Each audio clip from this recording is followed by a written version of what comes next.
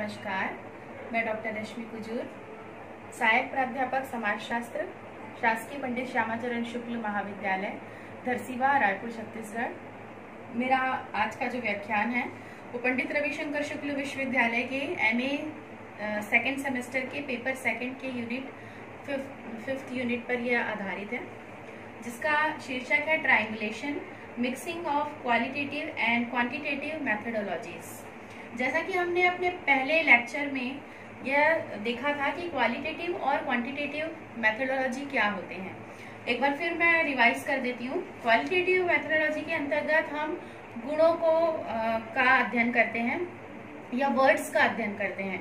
यहाँ पर हम किसी भी नंबर का अध्ययन नहीं करते, किसी स्केल या कोई स्टैटिकल एनालिसिस या कोई न्यूमेरिकल एनालिसिस के द्वारा रिसर्च नहीं करते, परंतु जो क्वांटिटेटिव मेथोडोलॉजी होती है इसमें हम स्टैटिकल एनालिसिस करते हैं, हाइपोथेसिस का निर्माण करते हैं, हाइपोथेसिस की टेस्टिंग करते हैं और वेरियस स्केल्स हम यूज करते हैं, प्रोबेबिलिटी सैम्पलिंग और कर्व का उपयोग करते हैं और विभिन्न पैरामीटर्स का भी उपयोग करते हैं।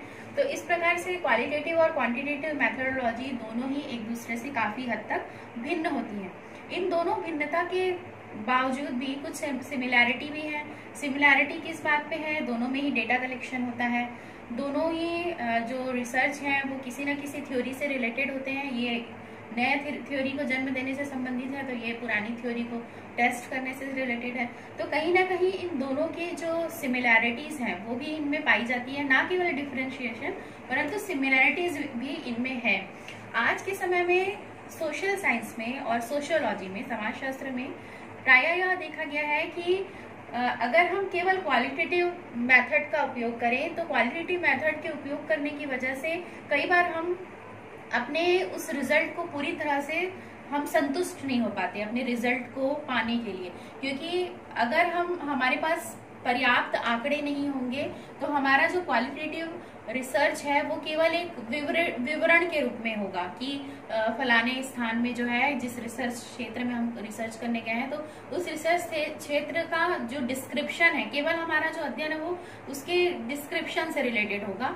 हालांकि उसमें गहराई होगी, क्योंकि हमारे जो डेटा होंगे, क्वालिटेटिव डेटा, वो काफी डीप होंगे, काफी गहराई से गहन अध्ययन होगा, परंतु फिर भी कहीं ना कहीं जो डेटा है, आंकड़ों से संबंधित जो डेटा है उसकी कमी होगी। जैसा मैं आपको उदाहरण के स्वरूप बता दूं, अगर हम ह्यूमन ट्रैफिकिंग को लें, ह्यूमन ट्रैफिकिंग के जो विक्टिम्स हैं, अगर हम उनका क्वालिटेटिव मेथोडोलॉजी से अध्ययन करें तो हम उनके साथ जो उनके जीवन में जो घटनाएं घटित हो रही हैं या उनको जो प्रॉब्लम हो रही है, किस तरह से उन्होंने ये समस्या का सामना किया और कैसे आज के समय में रिहेबिलिटेशन या जो भी चीजें उनके जीवन में हो रही है, उन सारे चीजों को हम गहराई से क्वालिटेटिव एनालिसिस से कर सकते हैं, मेथोडोलॉजी से।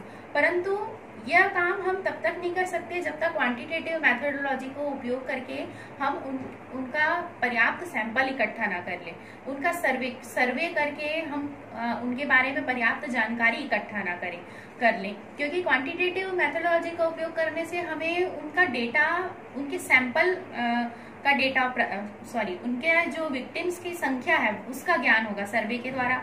जब विक्टिम्स की संख्या का ज्ञान होगा तो हम क्या कर सकते हैं, क्वालिटेटिव मेथड्स से जब हम रिसर्च करेंगे तो अगर हमको उनकी संख्या पता है विक्टिम्स की, तो हम क्या कर सकते हैं, अपने सैंपल साइज को और अधिक बड़ा कर सकते हैं। तो इस प्रकार से क्वालिटेटिव और क्वांटिटेटिव जो मेथोडोलॉजी है, उन दोनों का ही प्रयोग आज के समय में सोशल साइंस में काफी बढ़ गया है। और इसी को ध्यान में रखते हुए एक नए प्रकार का जो वर्ड है, वो नए प्रकार का जो मेथड है वो हमें सामने इंट्रोड्यूस हो रहा है, वो है triangulation. Triangulation it is a mixing of qualitative and quantitative methodology. तो ट्रायंगुलेशन जो वर्ड है सर्वप्रथम कहाँ उपयोग किया गया था? ट्रायंगुलेशन वर्ड का प्रयोग सर्वप्रथम आर्मी के द्वारा किया गया था। आर्मी विभिन्न जो ऑब्जेक्ट्स होते हैं, जो हाइड होते हैं, जैसे हम रिसर्च में किसी खोज करते हैं किसी सत्य की जो आज तक लोगों के सामने नहीं आया, ऐसे ट्रूथ को हम खोजने का प्रयास करते हैं, तो उसी प्रकार आर्मी जो है वो किसी ऐसे छुपे हुए गूढ़ रहस्य ऑब्जेक्ट को खोजने के लिए उसने जिस टेक्निक का उपयोग किया था वो है ट्रायंगुलेशन, जिसमें उसने बहुत सारे चीजों का उपयोग किया। किसी एक ऑब्जेक्ट को ढूंढने के लिए बहुत सारी टेक्निक्स का उपयोग मिलाकर किया गया, उसे उन्होंने ट्रायंगुलेशन नाम दिया। और बाद में डेंजल नामक वैज्ञानिक ने ट्रायंगुलेशन को सोशल साइंस में और रिसर्च के फील्ड में उन्होंने इंट्रोड्यूस किया ट्रायंगुलेशन को। और ट्रायंगुलेशन के ये चार प्रकार के जो ट्रायंगुलेशन है उसे डेंजिल ने बताया था। सबसे पहले हम बात करेंगे डेटा ट्रायंगुलेशन। यहाँ ट्रायंगुलेशन का अर्थ हम मोटे तौर पर यह मानकर चल रहे हैं कि ट्रायंगुलेशन का अर्थ होता है मिक्स करना, मिश्रित करना, विभिन्न प्रकार के तकनीकों को, मेथड्स को, विधियों को सत्य की खोज करने के लिए, रिसर्च करने के लिए विभिन्न टेक्निक्स को उपयोग करना सीमित मात्रा में, दायरे में रहकर। तो पहला जो ट्रायंगुलेशन उन्होंने बताया डेटा ट्रायंगुलेशन, दूसरा है इन्वेस्टिगेटर ट्रायंगुलेशन, तीसरा है मेथोडोलॉजी ट्रायंगुलेशन और चौथा है थ्योरी ट्रायंगुलेशन। तो सर्वप्रथम हम देखेंगे डेटा ट्रायंगुलेशन। डेटा क्या होता है हमें पता है। डेटा हम किन्हें कहते हैं? डेटा को हम हिंदी में तथ्य कहते हैं। तथ्य कहाँ से प्राप्त होते हैं? जिस स्थान का हमें रिसर्च करना होता है या जिन लोगों के ऊपर हमें रिसर्च करना होते हैं वे हमारे रिस्पोंडेंट होते हैं और उनकी एक संख्या हम निर्धारित कर लेते हैं जिसे हम सैंपल या निदर्श कहते हैं। इन्हीं निदर्शों और सैंपल के द्वारा हमें जो भी तथ्य प्राप्त होते हैं, जो भी फैक्ट हमें उनके द्वारा प्राप्त होते हैं, वही डेटा कहलाते हैं। तो डेटा ट्रायंगुलेशन मतलब डेटा के एकत्रीकरण करने के लिए कौन कौन से ऐसे मेथड हैं जिनका हम उपयोग सोशल रिसर्च में एक साथ कर सकते हैं। ये नहीं कि केवल एक ही डेटा कलेक्शन मेथड को हमने, एक रिसर्च हमारा है टॉपिक, हमने केवल एक ही डेटा कलेक्शन मेथड का उपयोग किया, वह ट्रायंगुलेशन नहीं कहलाएगा। अगर हम डेटा कलेक्शन के वेरियस मेथड्स का उपयोग केवल एक रिसर्च के लिए करते हैं तब वह कहलाएगा डेटा ट्रायंगुलेशन। जैसे डेटा ट्रायंगुलेशन के अंतर्गत पहला है इंटरव्यू शेड्यूल का निर्माण करना, दूसरा है पार्टिसिपेटरी ऑब्जर्वेशन करना, तीसरा है ग्रुप डिस्कशन के द्वारा और चौथा है केस स्टडी। यहाँ पर आप देखिए इंटरव्यू करना अर्थात हम किसकी बात कर रहे हैं? Quantitative methodology. और पार्टिसिपेटरी ऑब्जर्वेशन, केस स्टडी इत्यादि किससे संबंधित है? Qualitative methodology. तो इस प्रकार से डेटा ट्रायंगुलेशन में भी हमें ये दो वेरियस मेथोडोलॉजी के जो डेटा कलेक्शन करने के जो विभिन्न वेरियस टेक्निक्स है उसको भी हम लोगों ने मिश्रित किया है यहाँ पर। तो इसे हम क्या कहेंगे? Data triangulation. दूसरा जो है वो है इन्वेस्टिगेटर ट्रायंगुलेशन। इन्वेस्टिगेटर ट्रायंगुलेशन का अर्थ होता है कि किसी एक रिसर्च के लिए केवल एक इन्वेस्टिगेटर नहीं परंतु उस रिसर्च के लिए एक से अधिक इन्वेस्टिगेटर्स को अपॉइंट करना जो है वह इन्वेस्टिगेटर ट्रायंगुलेशन के अंतर्गत आता है। क्योंकि कभी कभी ये देखा गया है कि एक इन्वेस्टिगेटर का जो दृष्टिकोण है वह अपने दृष्टिकोण से बहुत सारी चीजों को देखता है, वो क्वेश्चंस ऐसे थ्रो करता है जो उसके दृष्टिकोण से होते हैं। परंतु यदि हम एक से अधिक इन्वेस्टिगेटर को अपॉइंट करते हैं तो हमारा सोचने का जो दायरा है वो अधिक बढ़ जाता है और हमारे जो डेटा है आपस में वेरीफाई भी होते रहते हैं कि उन्होंने जो डेटा प्राप्त किया, हमने जो डेटा प्राप्त किया, हम दोनों का कंपैरिजन करेंगे और फिर हम देखेंगे कि हम दोनों में से कितने जो आंसर्स हैं वो दोनों आपस में एक दूसरे से मिल रहे हैं। फिर तीसरा जो है वो है मेथोडोलॉजी ट्रायंगुलेशन। मेथोडोलॉजी जैसा कि मैंने आपको पहले ही बताया क्वालिटेटिव और क्वांटिटेटिव। तो क्वालिटेटिव और क्वांटिटेटिव दोनों ही तरह की मेथोडोलॉजी में ये सब चीजें आएंगी जिसमें आपका ऑब्जर्वेशन करने का टेक्निक, हाइपोथेसिस का निर्माण करना, मतलब उसके प्रोसेस क्वालिटेटिव और क्वांटिटेटिव रिसर्च से के जो भी स्टेप्स होते हैं उन स्टेप्स में जहां पर भी हमें लगता है जो हमारे सीमित दायरे में आते हैं, ऐसा नहीं कि हम लिमिटेशन से बाहर चले गए, लिमिटेशंस के अंदर रहते हुए दोनों ही प्रकार के मेथोडोलॉजी के कुछ ना कुछ स्टेप, कोई टेक्निक को आपस में मिक्स करके उपयोग करना मेथोडोलॉजी ट्रायंगुलेशन के अंतर्गत आता है। चौथा है थ्योरी ट्रायंगुलेशन। तो थ्योरी ट्रायंगुलेशन जो है इसके अंतर्गत क्या आ जाएगा? जैसा मैंने आपको बताया था कि क्वांटिटेटिव मेथोडोलॉजी में हम क्या करते हैं? थ्योरी की टेस्टिंग करते हैं जो थ्योरी पहले से बन गई है, और क्वालिटेटिव के अंतर्गत हम नए थ्योरी का निर्माण करते हैं। तो जो थ्योरी हमने चूज की है हम उससे सिमिलर और कई थ्योरीज ही होती हैं, तो उन्हीं सभी थ्योरी का आपस में कंपैरिजन करना, और कंपैरिजन करने से क्या होगा? हमारा जो डेटा हम निकाल रहे हैं, जो हम नया रिसर्च कर रहे हैं, वो उससे जुड़ा हुआ है, कहीं ना कहीं लिंक्ड है, तो वो हमारे डेटा को क्या कर रहा है? सपोर्ट कर रहा है कि हम सही डायरेक्शन में चल रहे हैं। तो इस प्रकार से हम इसे कहेंगे थ्योरी ट्रायंगुलेशन, जहां पर वेरियस थ्योरीज को आपस में हम कंपैरेटिवली जो है यूज कर रहे हैं। एक और चीज डेंजिल ने ट्रायंगुलेशन के संबंध में बताई थी वो है ट्रायंगुलेशन मेथड। ट्रायंगुलेशन मेथड को उन्होंने दो भागों में बांटा है। पहला जो है वो अक्रॉस या फिर बिटवीन ट्रायंगुलेशन मेथड है, और दूसरा है विद इन या फिर इंटरनल ट्रायंगुलेशन मेथड। अक्रॉस जो ट्रायंगुलेशन मेथड है या बिटवीन ट्रायंगुलेशन मेथड है, ये क्या करता है, ये जो है हमारे एक्सटर्नल वैलिडिटी करता है। हमारे डेटा जो है उसकी एक्सटर्नल वैलिडिटी मतलब बाहरी रूप से उसकी वैधता को तय करता है।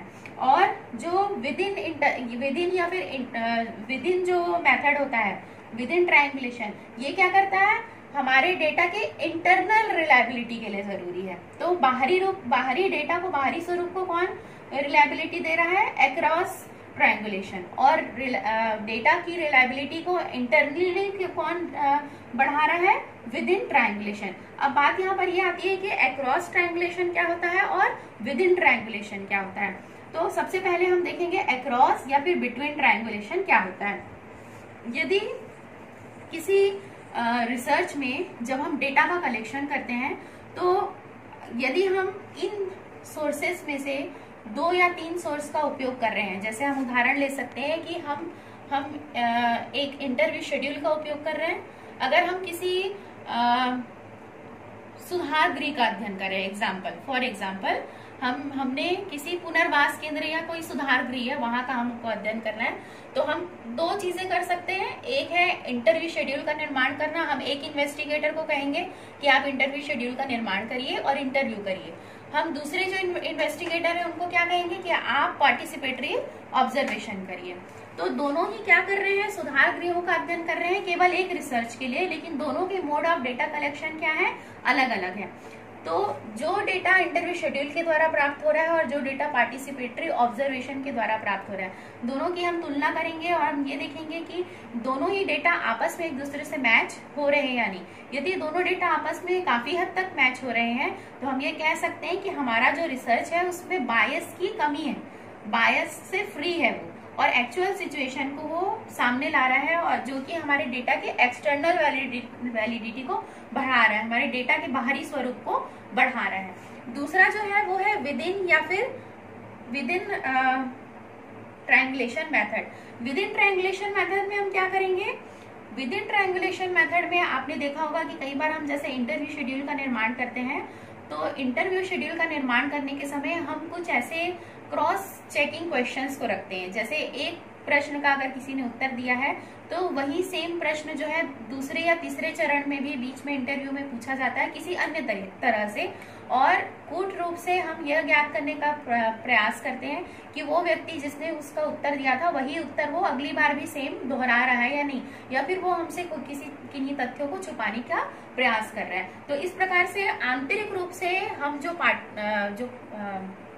हमारा सैंपल है या फिर जो हमारा रिस्पोंडेंट है वो कोई बात ना छुपाए, और आंतरिक कूटों की सहायता से, स्केल्स की सहायता से, कुछ क्रॉस क्वेश्चनिंग की सहायता से हम क्या कर सकते हैं, उसके डेटा के इंटरनल रिलायबिलिटी को बढ़ा सकते हैं। तो इस प्रकार से हमने देखा कि ट्रायंगुलेशन कहाँ हम उपयोग कर सकते हैं, data triangulation, investigator triangulation, methodology triangulation और थ्योरी ट्रायंगुलेशन। और ट्रायंगुलेशन के 2 मेथड हैं जिसको बताया था डेंजिल ने, जो है अक्रॉस और विद इन।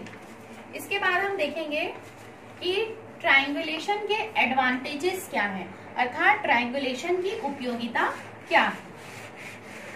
चूंकि ट्रायंगुलेशन आज के समय में बहुत फेमस मेथड बना हुआ है सोशल साइंसेज रिसर्च में, तो ट्रायंगुलेशन के जरूर कोई एडवांटेज होंगे।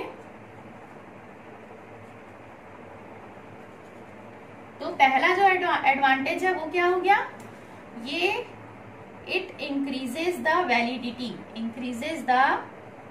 Validity of data. पहला जो एडवांटेज है वो क्या हो गया कि ये डेटा की वैलिडिटी को बढ़ा रहा है। फिर कम क्या कर रहा है, बायसनेस को कम कर रहा है, जिसकी चर्चा हमने पहले ही की है कि डेटा वैलिडिटी को बढ़ाने के लिए 2 मेथड उपयोग होते हैं। उसके अलावा ट्रायंगुलेशन के द्वारा भी हम डेटा वैलिडिटी को बढ़ा सकते हैं। दूसरा है बायसनेस कम, जब हम एक से अधिक इन्वेस्टिगेटर यानी ट्रायंगुलेशन ऑफ इन्वेस्टिगेटर यूज करके हम बायसनेस को भी कम कर सकते हैं। इसके अलावा एक और बहुत इंपॉर्टेंट चीज है कि identification of participant for qualitative research में become easy if a general survey is undertaken. तो क्वालिटेटिव रिसर्च